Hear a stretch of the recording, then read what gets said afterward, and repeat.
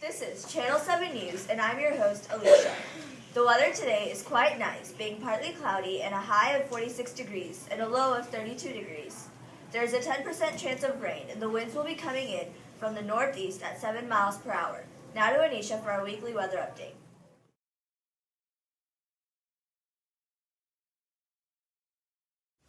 The weather today in the morning is about 24 degrees Fahrenheit, and this afternoon it will be 35, and around dinner time it should be around 32.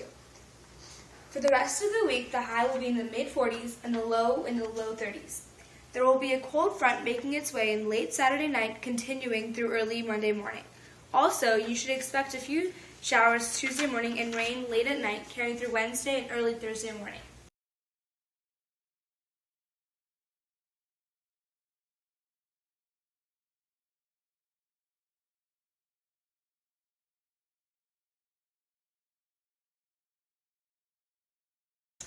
Meteorologists predict our weather by observing past and present atmospheric weather patterns and data. They track weather over time. They measure temperature, air, and wind with a thermometer, barometer, and an anemometer. They also use some tools like a weather balloon. They use satellites to observe cloud patterns and a radar to measure precipitation. Weathermen and women use maps during their forecast. A weather map is used to show facts about weather in an area, show the temperature in a certain place, and can also show rain or snow and cold and warm fronts. This map shows the precipitation in the U.S. A weather front occurs when two different air masses come into contact. The line in between these two air masses is a front. Weather fronts are changes in the weather that may cause rain, thunderstorms, tornadoes, and also gusty winds. A cold front is depicted on a weather map as a line with blue triangles. A cold front is where the cold air is moving towards the warm air and wedges itself underneath the warm air, causing the warm air to rise. A warm front is depicted as a red line with half circles.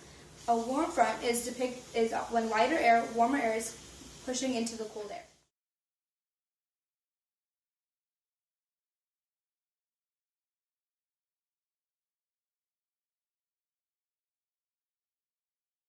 Here you can see the high and low pressure here in the U.S. You can also see the cold fronts and the warm fronts in the U.S. The cold front is moving from northwest to southeast. There won't be any warm fronts coming in for about another 2 weeks. It takes more energy to alter the temperature of water than land or air. The water warms up and cools down slowly. Lands close to the ocean are subject to more extreme temperatures. Ocean currents are formed when global winds blow across the ocean's surface, causing the water to set into motion. The ocean currents rotate in a circular motion. Ocean currents that start near the equator are warm, and currents that flow from the north and south poles are cold. It seems like the ocean currents flowing toward us are flowing from the North Pole. That's one reason as to why we have colder weather. Ocean currents can affect the climate. If the ocean current is warm, then the current's warm water will heat up the surrounding air, causing a warm and mild climate in the lands and regions they pass. The same happens with the cold currents. Also tomorrow there will be winds coming in from the north-northeast at 18 miles per hour, gusting to all the way to 29 miles per hour. The winds will continue throughout the week at approximately 13 miles per hour. Your weekend will be rain-free and quite sunny, as it will be partly cloudy Friday, Saturday, and Sunday. Convection is the process of hot particles moving. It is the movement of molecules moving from hotter to colder. The convection produces the ocean currents and wind. Wind is created because the sun heats up the earth differently. As an area warms up or cools down, a pressure change is made. Wind is air moving in a specific direction. Wind results when air moves from regions of high pressure to regions of low pressure. When land or sea heat up, they absorb the radiant heat at different rates. When the land or sea heat or cool, so does the air above it. Warm air rises from the land, and the cold air from the sea moves along and takes its place. This is sea breeze. At night, the land cools faster than the ocean, therefore the warm air from the ocean rises, and the cold air from the land moves in and takes its place. This is the opposite. This is called land breeze. This movement of warm and cool air creates the wind.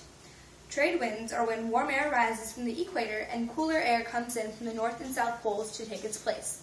New York is closer to the North Pole, therefore we will have cooler winds. This morning we used a barometer to measure the air pressure. Air pressure is the force exerted on you by the weight of tiny particles in the air. The air pressure in New York City is low, therefore we will have a cold and wet week. The sun is the main source of thermal energy that we use. The sun provides the energy that drives convection into the atmosphere. High and low air pressure are depicted on a weather map such as an H or an L in the middle of a circle. As we head into spring, you should be expecting quite a few rain showers and maybe a little snow as we head into next week. It will be fairly cold, so make sure you're prepared now. Now back to Alicia.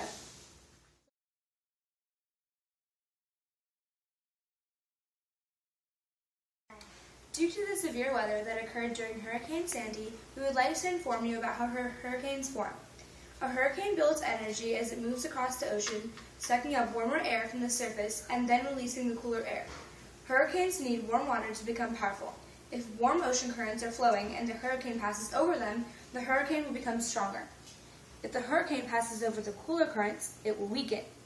Hurricane Sandy hit last year in October. This hurricane used up the warm ocean currents to become strong. Well, that's this week's weather. Thank you.